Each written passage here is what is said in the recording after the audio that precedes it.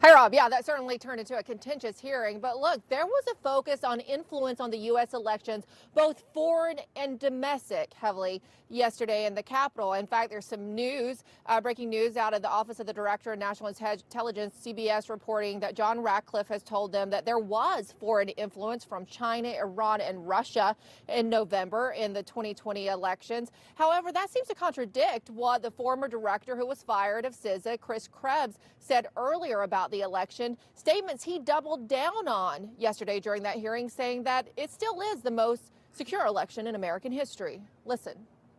The 2020 election was the most secure in U.S. history. That statement reflects the confidence these officials gained based on years of work.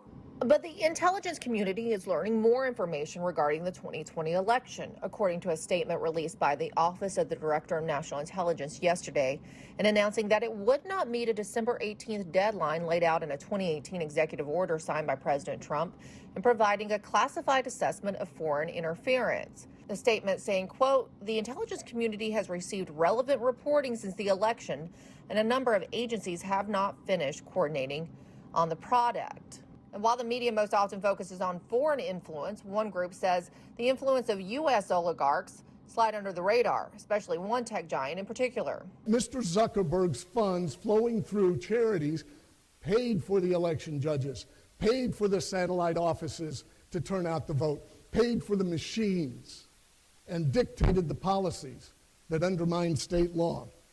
It is government's job to manage elections, and it must do so without a thumb on the scale and without private interests dictating how those elections are to be implemented.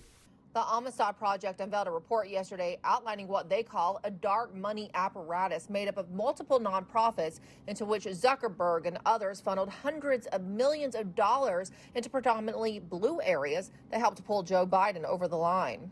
Here we have private money that was injected at the last minute by private entities. Jeff Carlson told Newsmax the money incentivized public officials to break federal election law and went to pay salaries and buy equipment, among other means. It purchased Dominion voting machines, tabulators. In Madison, there was a mobile precinct that was $250,000 went to a mobile precinct. There was ballot boxes, all kinds of equipment.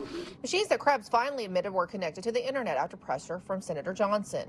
You know, as you move out from Election Day, there will be tabulators that may have internet connections to transmit the vote from the precinct to the county level to the state. Again, security controls in place, and as long as you have the paper, can't hack paper, right. you can run that process. But those tabulators are connected on Election Day because that's how they transmit the data to the counties and also into the unofficial. In some cases, yes, sir. Yeah, that's right. Okay. But is this infusion of big tech cash legal? Amistad's Phil Klein says no. It shouldn't be allowed under U.S. law, and we believe it's currently not allowed under U.S. law.